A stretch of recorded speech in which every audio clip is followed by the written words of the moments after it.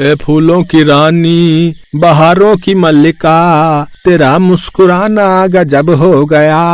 आहा, कितने प्यारे फूल खिले हैं अब की बार, मेहनत सफल हो गई मेरी। ये है भोला, जो अपनी क्यारी में लगे रंग बिरंगे फूलों को देखकर मन ही मन खुश हो रहा था। और तभी वहाँ एक आदमी आया और उससे बोला, अरे भोला, क्या बात है, इस बार तो बड़े सुंदर फूल हुए हैं। हाँ सेठ जी, बस भगवान की कृपा है। अच्छा सुन, शहर में एक शादी का ठेका मिला है मुझे, तो मैं तुझसे फूल खरीदने आया हूँ। हाँ, ले जाइए ना, बताइए कितने दे दूं? ठेला बड़ा है, पार्टी मालदार है, एक काम कर, मुझे सारे ही दे दे, बता कितने पैसे दे दूं? सारे फूल? हाँ सारे, बल्कि मुझे तो लग रहा है कि कहीं ये भी कम ना पड़ जाए। ठीक है, तो आप मुझे इन सब के बस 4,000 रुपए दे दीजिए। ठीक है, ये ले, थोड़ी देर में मेरे आदमी आ जाएंगे और सारे फूल ले जाएंगे। सेठ भोला को पैसे देकर वहाँ से जाने लगा। तभी कुछ सोचकर भोला ने सेठ को आवाज लगाई, सेठ जी, एक मेहरबानी करेंगे? हाँ बोलना, क्या बात है, और पैसे चाहिए क्या? नहीं पैसे नहीं, बस इनमें से मैं 2 गुलाब के फूल ले लूं। भाई तेरे फूल हैं, तू जितने मर्जी ले। नहीं सेठ जी, अब ये मेरे नहीं है, आपने जो खरीद लिए हैं। मान गया भोला, तू बड़ा ईमानदार है। अच्छा वैसे करेगा क्या तू इन 2 फूलों का? एक शिव जी को चढ़ाऊंगा। अच्छा, और दूसरा? दूसरा वो मैं रहने दीजिए ना सेठ जी, क्यों झूठ बुलवाएंगे। अच्छा, जैसी तेरी मर्जी, चल अब मैं चलता हूँ। सेठ के जाने के बाद भोला ने अपनी क्यारी से 2 गुलाब के फूल तोड़े, जिसमें से एक उसने शिव जी के चरणों में अर्पित कर दिया और दूसरा फूल लेकर वो एक पगडंडी के पास खड़ा हो गया। काफी इंतजार के बाद उसे फूला आते हुए दिखाई दी। फूला, ए फूला, कैसी हो? मैं ठीक हूँ, तुम कैसे हो? मैं भी ठीक हूँ। कोई काम है क्या? नहीं, कुछ नहीं, बस ऐसे ही, यहाँ से गुजर रहा था तो तुम दिख गई। अच्छा। क्या हुआ, तुम हंस क्यों रही हो? फूल देने आए हो, दे दो जल्दी से, मुझे देर हो रही है।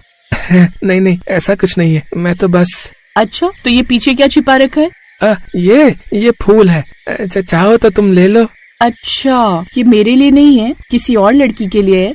नहीं, किसी और के लिए क्यों लाऊंगा, ये तो बस तुम्हारे। फूला की बातों में फंसकर भोला ने सच बोल ही दिया और फिर उसने वो गुलाब फूला की तरफ बढ़ा दिए। अब इतने प्यार से लाए हो तो मेरे बालों में भी लगा ही दो। भोला की सादगी और उसके प्यार में दिल हार चुकी फूला ने उससे खुशी खुशी शादी कर ली। अब अनाथ भोला का अपना परिवार था। फूला उसकी जिंदगी में फूलों से खुशबू लेकर आई। पता है, शिवजी ने तुम्हें मेरे लिए ही बनाया था। अच्छा, और तुम्हें ये कैसे पता? मैं माली हूँ, रंग बिरंगे फूलों और अपनी प्यारी सी फूला की देखभाल तो सबसे अच्छी मैं ही कर सकता हूँ ना। इतना प्यार करते हो मुझसे? और नहीं तो क्या, इस जन्म में तो छोड़ो, अगले 7 जन्मों तक तुम्हें ऐसे ही प्यार करता रहूंगा। रोज तुम्हारे बालों में ऐसे ही नए फूल लाकर लगाऊंगा। और जब मैं मर जाऊंगी तो?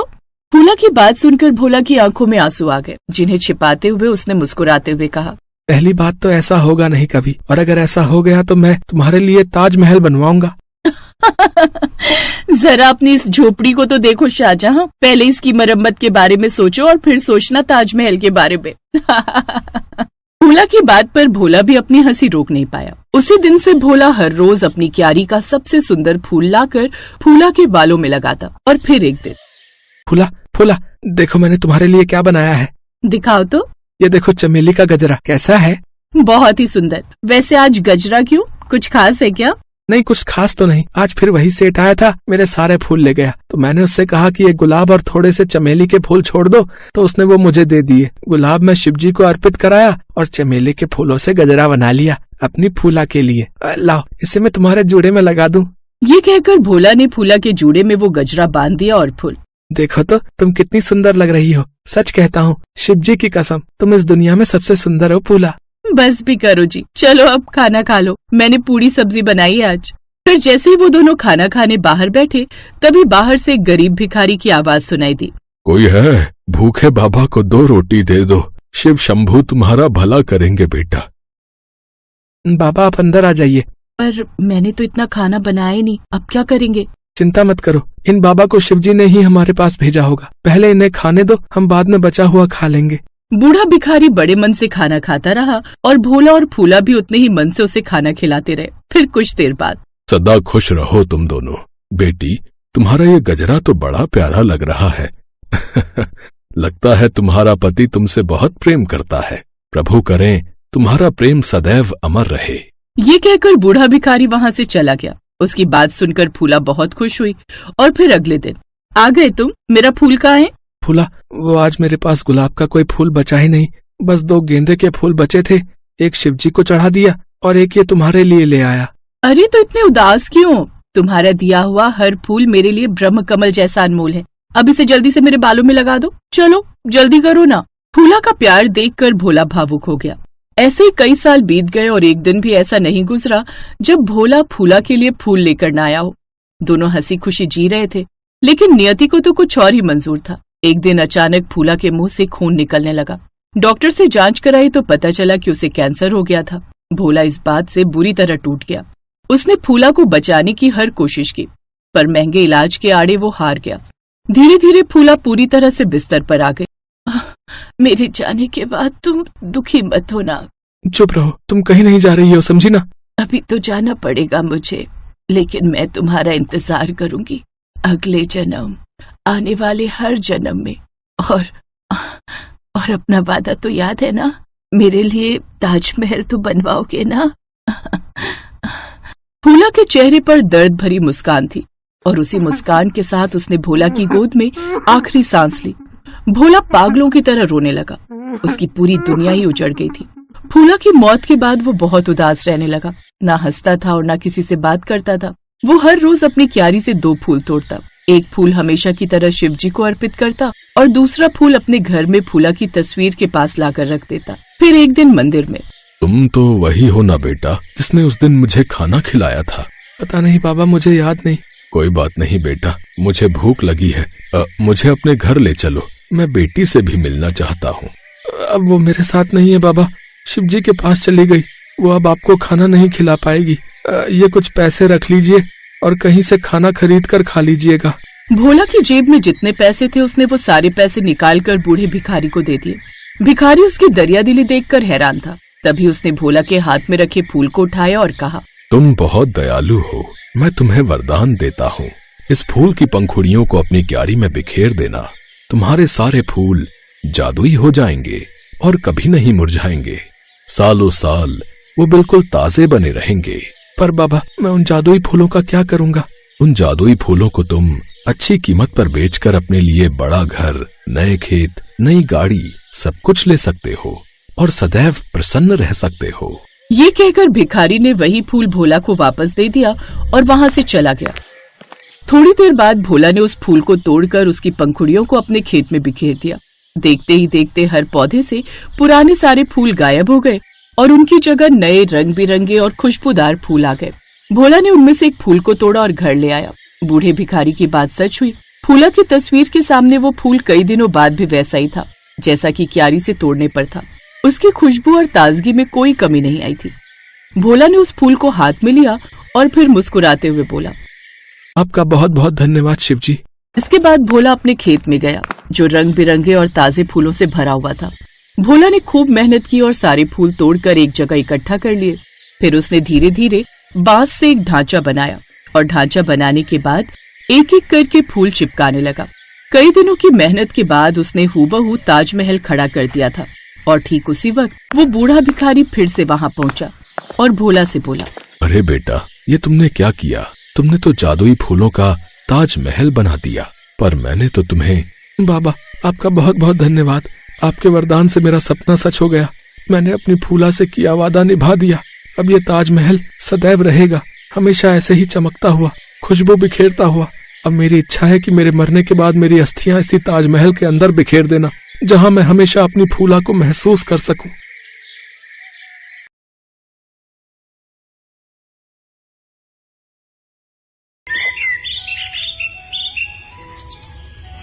ये कहानी है गुंजा नाम की एक लड़की की। गुंजा दिखने में बहुत सुंदर थी। गुंजा की माँ गायत्री रामनगर के बड़े सेठ किशोरी लाल के घर नौकरानी थी। गायत्री को सेठ के घर काम करते कई वर्ष बीत गए थे। गुंजा जब 2 साल की थी तो उसके पिता का देहांत हो गया। गुंजा और सेठ की बेटी छाया हम उम्र थी। छाया में बहुत घमंड था। गायत्री कभी काम पर न आए तो अपनी जगह गुंजा को काम के लिए भेज देती थी। ऐसे ही एक सुबह, आज तू आई है गुंजा, गायत्री कहाँ है? वो माँ को बुखार है, बहुत तेज हो रहा था तो मैंने दवाई देकर उन्हें आराम करने को बोला है।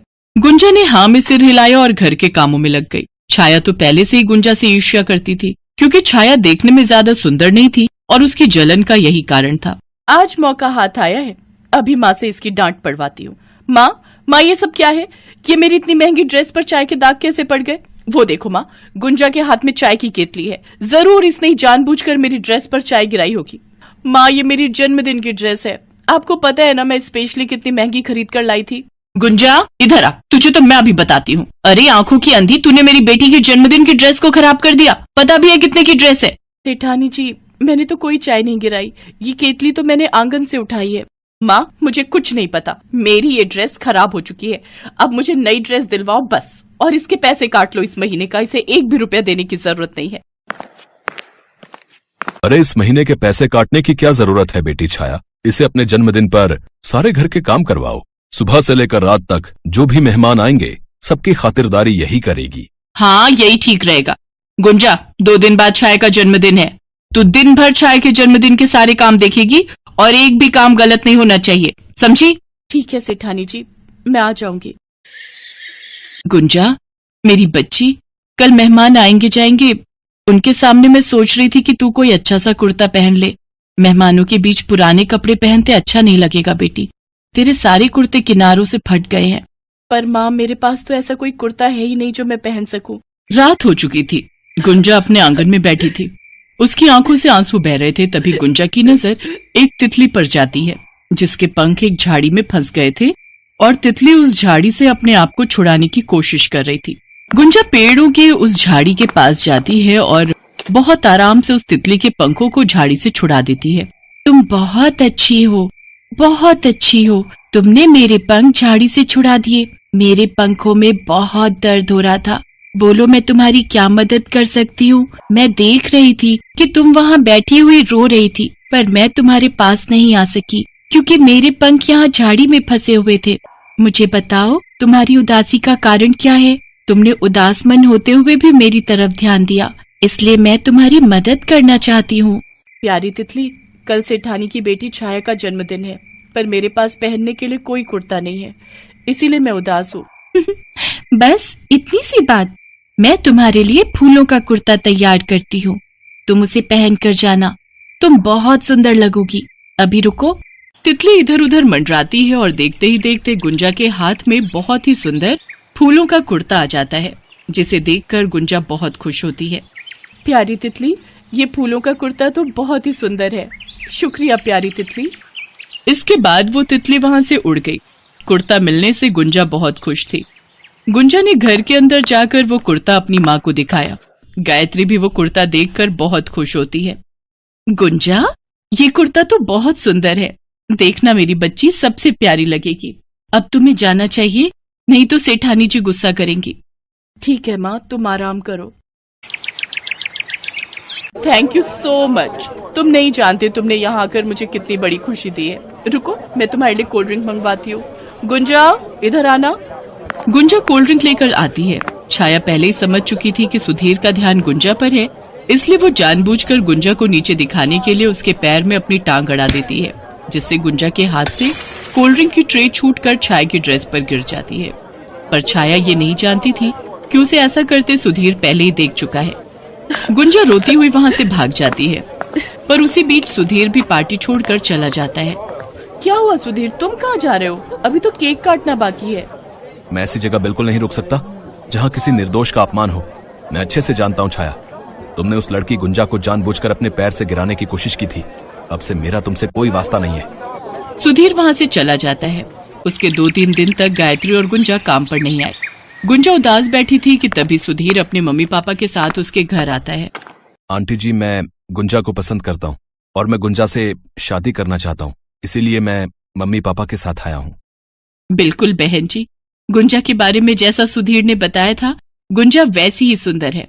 हमें गुंजा बहुत पसंद है, बस आप शादी की तैयारियां कीजिए। सबकी बातें सुनकर गुंजा शर्मा जाती है। गायत्री बेहद खुश थी कि उसकी बेटी का संसार खुशियों से भर गया।